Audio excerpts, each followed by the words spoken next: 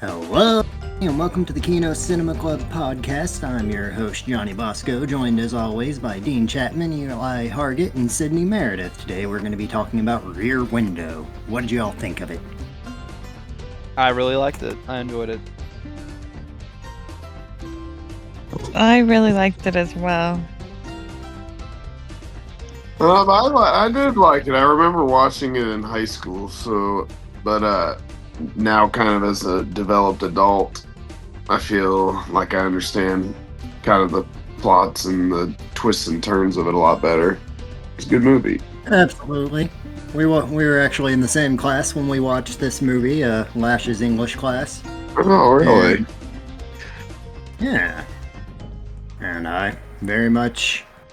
Well, I was actually lukewarm on the movie then, and I still am now. I didn't think it was all that great. Oh. I really liked it. I thought it was pretty good.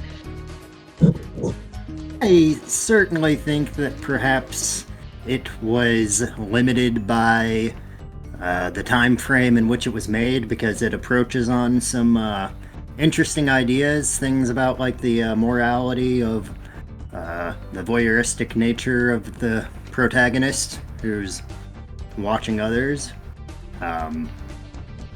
But it doesn't seem like they're fully willing to discuss and go into detail of all the all the types of things. I mean, I'm not saying the movie needs to be graphic and violence, but there's none of that going for it. As far as the suspense, I mean, maybe I'm a victim of having seen this movie parodied so many times that you know the plot through and through going into it. There's no real room for doubt as to whether the culprit is actually perpetrating such crimes or whatever. Well, I thought for a second, it was like, oh, maybe there's a chance. I mean, perhaps at the time it would have served better, but looking back on it with the modern lens, it maybe fell a little bit short of what it could have done had I not known everything about it. But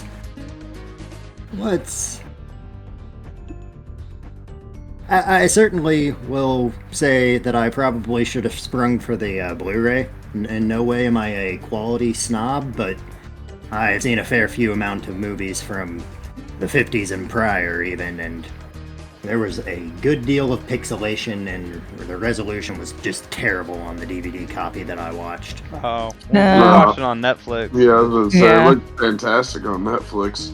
It did look good on Netflix. Yeah. So that I can't hold against the movie in and of itself. Yeah, how dare a movie from the 50s look like crap?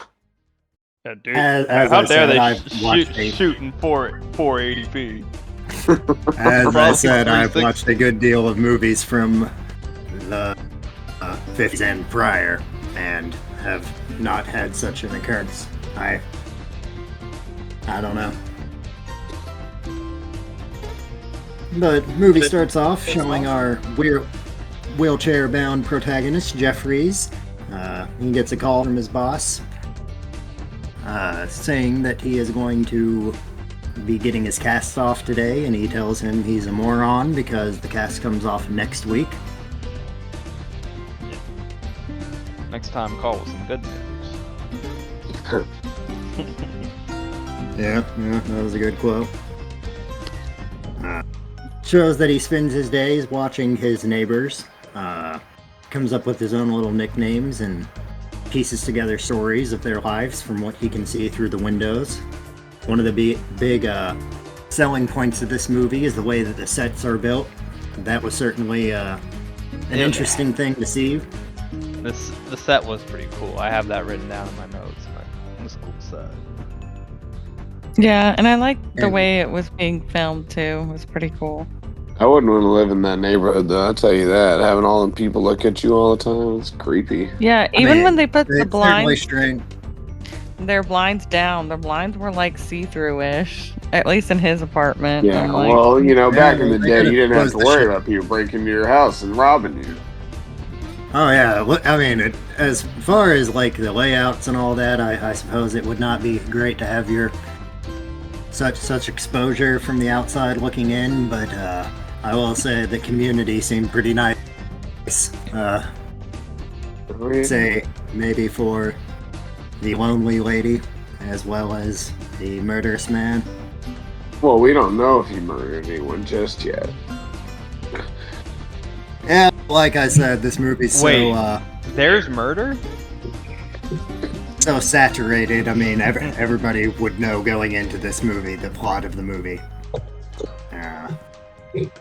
In my mind, at least. I don't know. Maybe I'm wrong. Maybe I'm being presumptuous. Being scrumptious.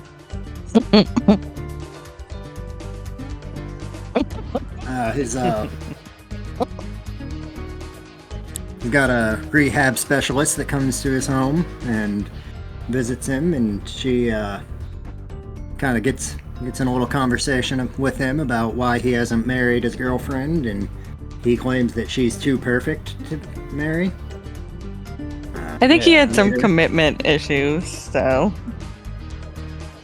Certainly, I think it sounds like he has commitment issues. That's what I said. He had Oh, I thought you commitment said issues. she. I thought you said she. No, she like wanted to be with him, and he's like, "You're too perfect. I don't want to be with you, and I'm gonna go film on all these different places, and you won't know what to do." when she showed up, you do see that she cares for him a good deal, and that is certainly a good thing. But she does try to, at one point, suggest that he should be wearing suits and following her walk of life. I mean, she certainly wants him to be more elegant and refined, at least at the beginning of the movie.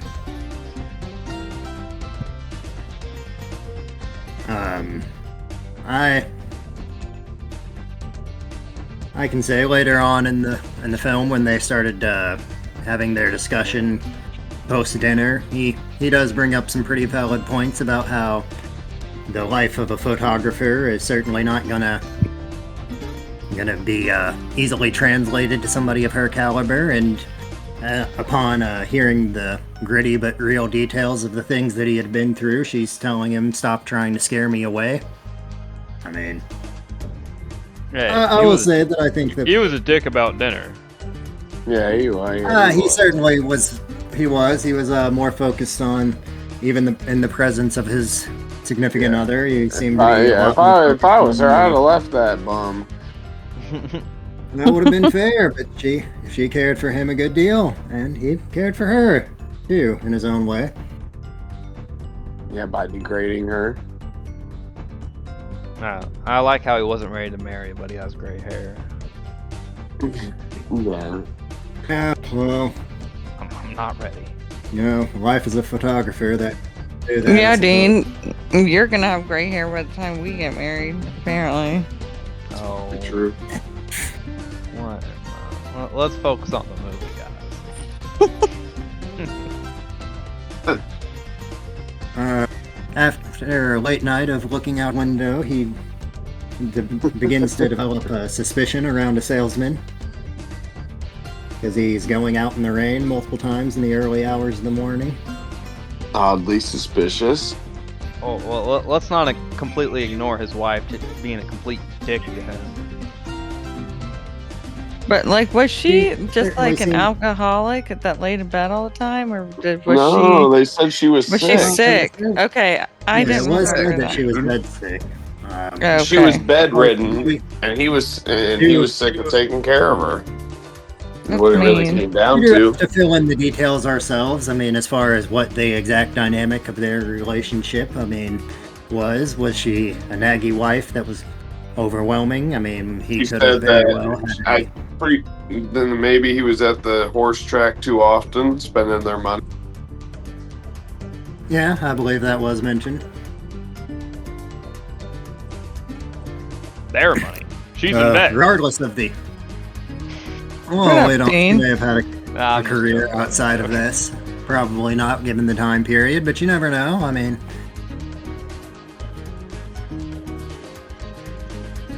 He was I talking to don't his girlfriend on think the that phone. I think I he would. must have had another partner. Yeah, because who is that It other did lady seem that to later? be the case. Long distance. He was probably on a business trip, found him a little lady. And was There that are the plenty of lady? details that are left Okay. to the imagination. I don't know. What were you gonna say? I was saying, was that the lady that he walked out of the apartment with? I don't believe so. Oh. She wasn't doing much walking. No, not the wife, the girlfriend that he was talking to on the phone. A possibility. I don't know who that was. I don't think she's ever introduced. Certainly don't remember her. I mean, there had to have been another woman of sorts in order for somebody to have picked up his wife's luggage. And for the police to be convinced that it was her. I don't think it was a man in drag. Not in these times. He does, our protagonist does begin pondering the well-being of the salesman's wife after not seeing her for a while and the suspicious events that had transpired with him leaving and coming to and fro his apartment in the early hours of the morning on a rainy night. He's There trying rains to please there a his lot. case. Yeah. Tries to plead his case towards his girlfriend, and she is doubting him at first, giving him answers for everything, but after a good deal of talking and looking out the window herself, she begins to have her own suspicions. He has her go over there and find out the apartment number and the name that is on the door. Yeah, she was pretty freaking brave for everything she was doing. Considering that she kind of just she started getting into what he was seeing, even though she didn't see all of it, and kind of got looped into his little world that he created through the windows. Yeah, for sure. I mean, if the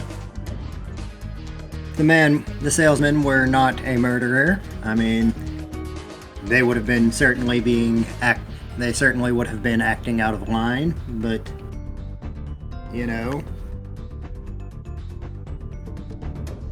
he ultimately decides to get his detective friend involved. The detective friend says that he's not going to report it, but he's going to look around on his own. After doing some digging, he says that it was reported by witness statement that she had left on the train about 6 o'clock in the morning. Jeffries claims that he was asleep around that time. The way that he just he fell asleep as fast as a little kid or a baby that's eyes were closing. He looked up. Yeah, I get that he was into it, but falling asleep in a wheelchair, man, that would suck. Oh, dude, I don't see how... There seemed to be some limitations from the time period that it was recorded in. I do believe he was supposed to be fairly drunk off the wine from the dinner. Oh, I got you.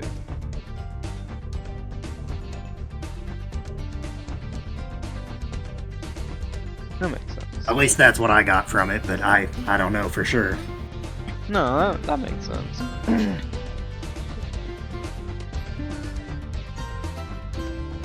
After seeing the salesman packing up all of his belongings, he begins to suspect that he's about to flee the house for good. Without even telling his landlord. Man. Yeah.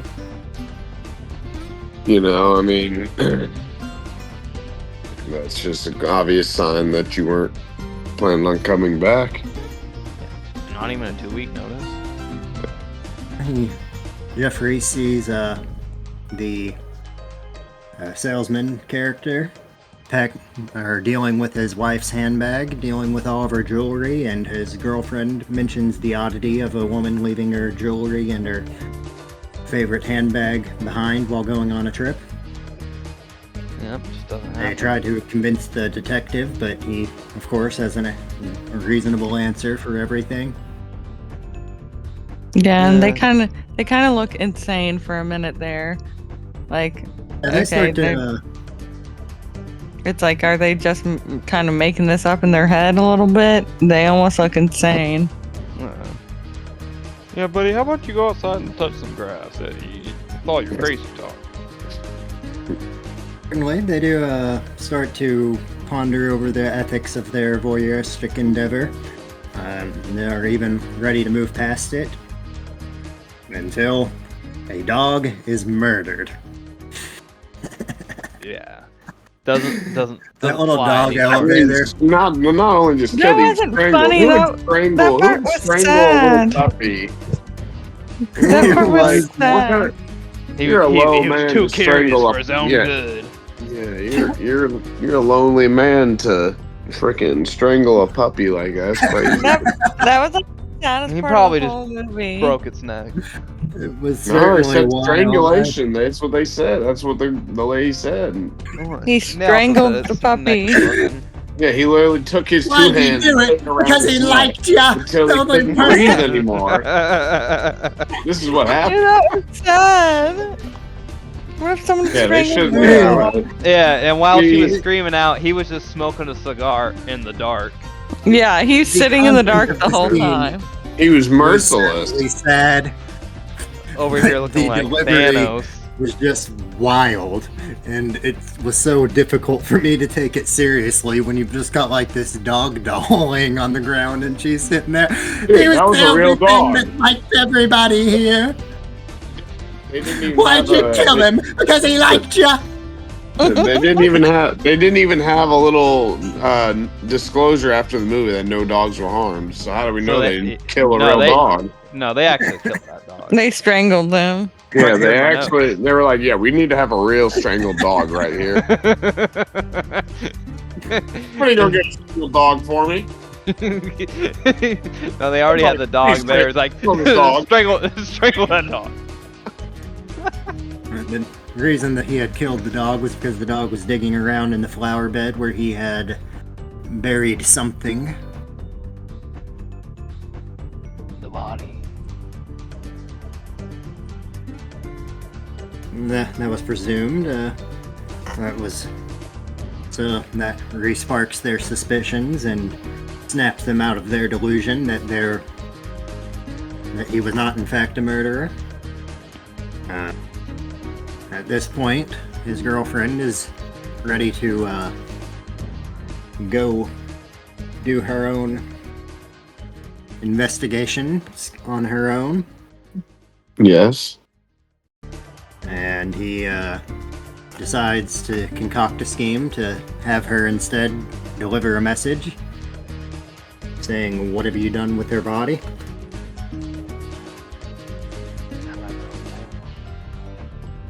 I'm at the Albert Hotel. He then Meet me there. looks him up in the phone book, yes, and tells him to go to the hotel. So Lisa would have a chance to sneak over there and dig up the flowers. I just want to say, Lisa laid way too much out on the line for this man. She had a whole career. know. She had a whole career. She was Absolutely, doing I mean, she was She was about she to was get in high herself. society. She was She almost- prestigious. I mean, She either was gonna get arrested or she was gonna get strangled or get I was about strangled to say, she's about herself. to get her ass beat in there. Yeah, Just- freaking tattletale strangler.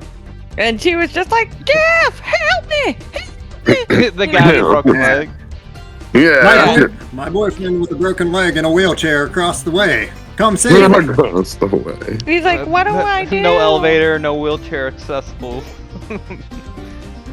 And that nurse building. lady wasn't gonna go over there and help her either. She's just like, what do we do? Oh, What did we crazy. do?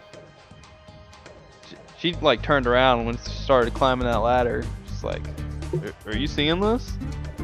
It's like, oh, That was darling, probably one of don't my do that. favorite parts of the movie.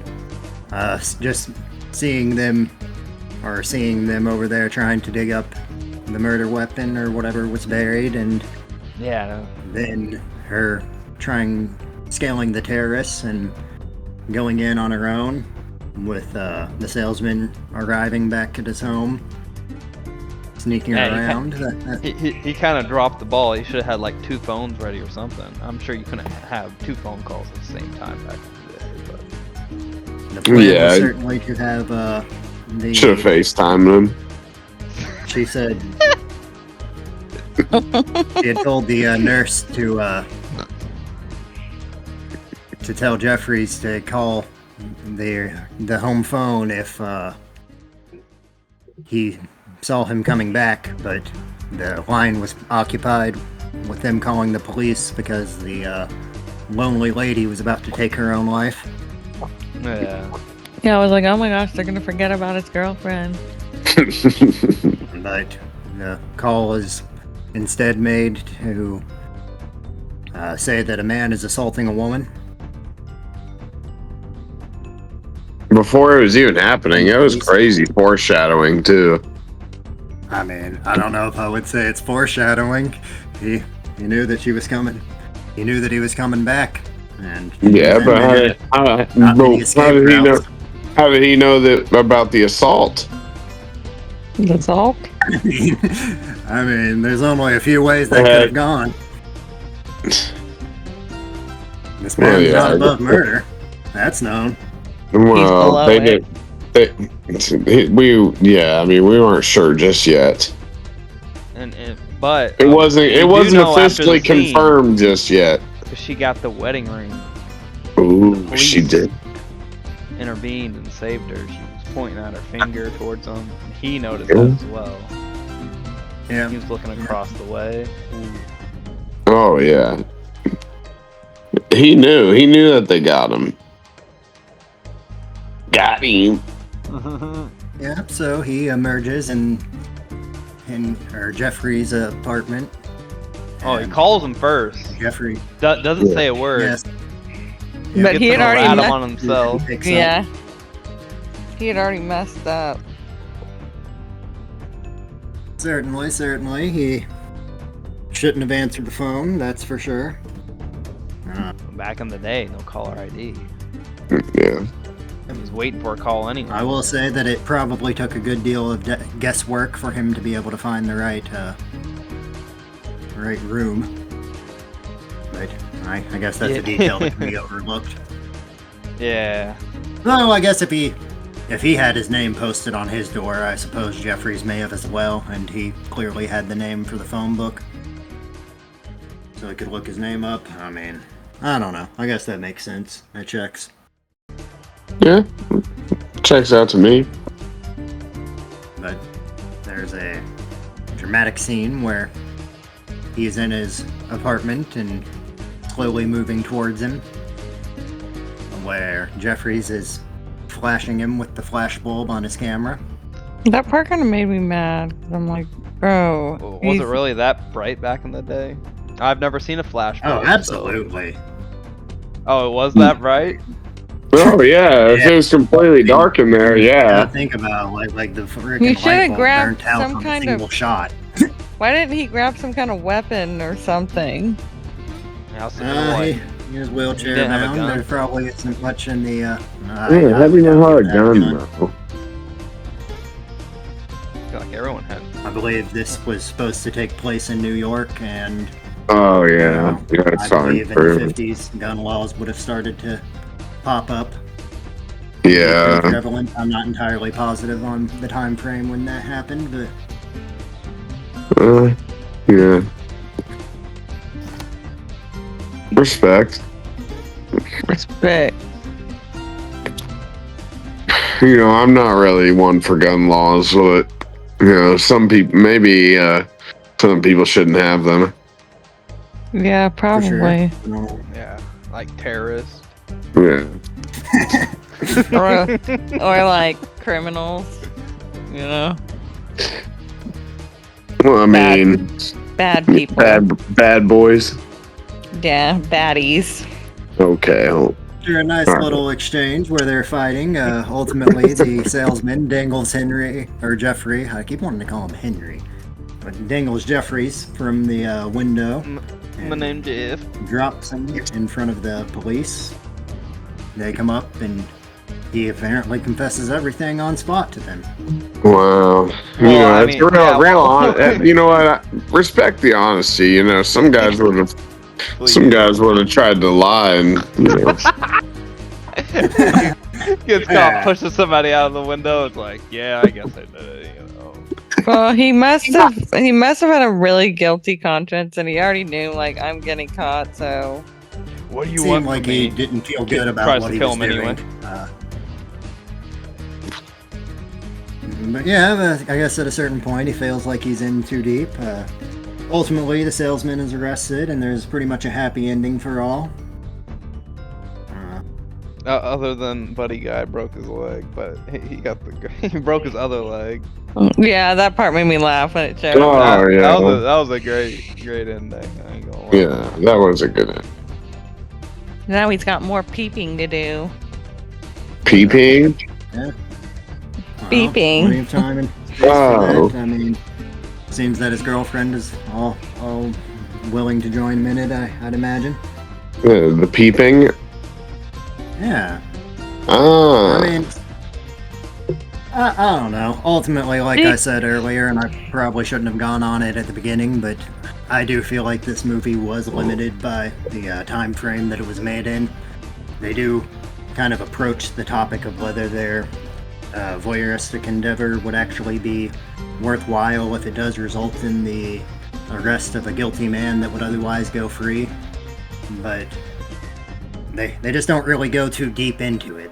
And I suppose that may actually be a good thing, that they allow the audience to form their own opinions on the matter. But yeah, I think that was also kind of the point of the movie, is like, as the audience, we're kind of supposed to form our own opinion about, you know, kind of what's happening, because we only see from his certain basically what he sees.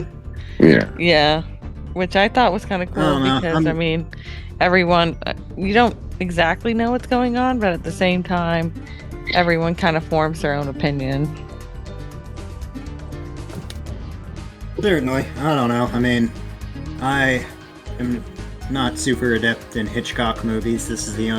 I've only seen this as well as Psycho, and I do think Psycho is a tremendously better movie. I like Psycho too. I'm gonna go ahead and give my rating off the bat and say that I gave this a 6 out of 10. Maybe I'll bump it up to a 6.5 after kind of discussing it. But ultimately, I don't feel like the suspenseful moments all paid off as well as they should have or could have.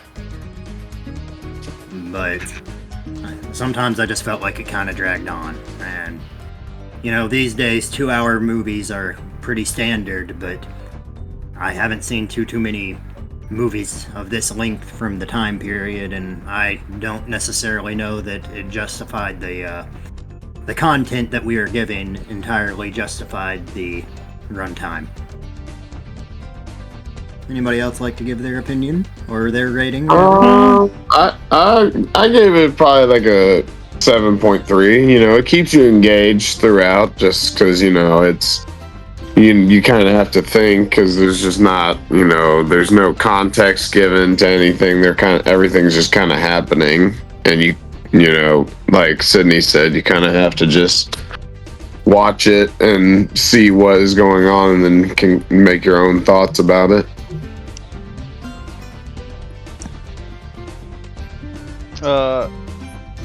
I gave it an 8. I really enjoyed all the camera work and like the set, and you know, it was all the little things that was, you know, all going on, and to go back to what Eli was saying, it just really kept you really engaged. And not to mention, I loved the ending where he broke his other leg. That shit made me laugh. It's all because he was just not minding his own business. Yeah, you know. I guess. Oh, sorry. I thought you were done. Oh, yeah, I'm basically done. You go ahead. Well. No, yeah, you go ahead. Now I forget what I was gonna say. Oh my god. Sorry. It's all good. I was gonna say that I give it like a 7.5. That's what I was gonna say, but I really liked it, and I mean it had its slower moments. I could see where you were coming from, Johnny, where it did take a while to build some suspense, but I liked how it was filmed. I really liked how everything looked, and I also just liked the plot of the movie and just how you're just seeing it from this one perspective, but you're still getting that suspense still, even though you're only seeing basically one angle of it. So I really liked it. And I do like what Johnny was saying, where like they leave a lot of it to your like imagination. I just think like the whole just like the rules they put on the movie per se, where it's like it's only in this little square, and you know he can't move. That was very unique. Yeah, it was. Well, I think it's based off a book, but it, you know, just good book. You know, I like the story. It's a good story. Yeah, I've read that book too. I did not read the book, no. Nah, I can't read. Yeah, I can't read. Dude, catch me reading the book? Get out of here. Yeah. I mean, it was perfectly fine. I probably would enjoy it more if I hadn't, as I said previously, seen it every aspect of the movie spelled out through a different cartoon. Yeah, something of the like. I knew the murderer obviously was going to be the murderer, but it was still entertaining. Obvious. Well, it was pretty obvious. So, like Johnny says, like when you I thought honestly, like 3/4 of the movie, I thought that they were just going crazy. Well, I've seen it parodied, and like they had like a Brian the movie. We were in the same class. Sir. We started off the review by saying we watched the movie. I don't remember how it went. Well, subconsciously you did. Apparently not. If you thought that he was innocent. I've seen like the Family Guy episode on it with like Brian and Stewie, and Brian's the guy with his leg broken, and Stewie's the one going over there. Oh, what was it? It was the principal of like Meg and Chris's high school that they were like peeping in on. And like he comes over there. It's like, so I knew there was going to be a confrontation, and like you can tell from the start because he's in a wheelchair. You know, and he's doing all this peeping Tom stuff, and like you already knew that eventually he was gonna get caught, and he wasn't gonna have anything to defend himself with because he's in a freaking wheelchair. Could have got a knife or something. Could have prepared himself. He wasn't that smart. He stayed in that one spot the entire movie. Yeah. Even the nurse called him out on it. It's like, you should stop sleeping in that damn wheelchair. Yeah, go out and get some sunlight under your feet. Just yesterday on FX, they had the Simpsons episode that had parodied this. I have not seen that. That was an interesting timing. I feel like they had a Friends episode that also parodied this. Yeah, Dean's grandma. Pretty sure American Dad did it as well. One as well. Dean's grandma apparently watched this yesterday for the first time. Yeah. I was like, man, she had like a 60-year head start. She was like, she saw us watching it, and she's like, did you guys like that movie? I just watched it yesterday. We were like, what? Figured, you know, she's like, what, 88? Like, she's 88. Nope, she just watched it for the first time yesterday, or she forgot, so. Well, isn't that awesome? Sounds like whenever you get old, you can just rewatch stuff and re-listen to music over and over again, and it'll be like it's brand new. I did like it. I remember watching it in high school. So, dude, I thought honestly, like 3/4 of the movie, I thought that they were just going crazy. You've seen the movie. We were in the same class. You can only do that when you get old. I mean, I watch probably the same 10 movies multiple Well, times he a was year. saying, Oh. like, you forget what happened totally. I see. La la la. Let me watch this movie I've never seen. Yeah, yeah. Imagine if you could rewatch One Piece for the first time, Johnny. Just wait till you get old. Yeah, that's what dementia will do to you. Well, yeah, the One Piece will be sweet. It makes everything so exciting because you just forget how to do Dementia everything and forget makes everything. everything exciting. Yeah. Before let me we wander around. start going in too hard on our elderly family members, does anybody have anything else to say about this movie? I loved it. It was Yeah, great. it was fantastic. Best movie of 2025. So far, I think it is my top movie of the year of all the movies we've reviewed. So Same. Yes, yeah, I agree. Not, but Johnny. that is your all's perspective. Johnny, your favorite was probably Who's probably- picking the next movie? you. Ooh, perfect. If we are to go I by already the know same what I'm gonna chronology. Alright, what would you pick? Harold and What Kumar movie? go to White Castle. Huh, really? Really? We've all seen that like Alright, that. fair enough. Let's lock No, in. we need to go into a deep analysis about this movie. Okay. Oh, yeah. Oh, dude. You know what? I Real might deep pick a raunchy analysis. comedy next. The Comedy Review Club. Man.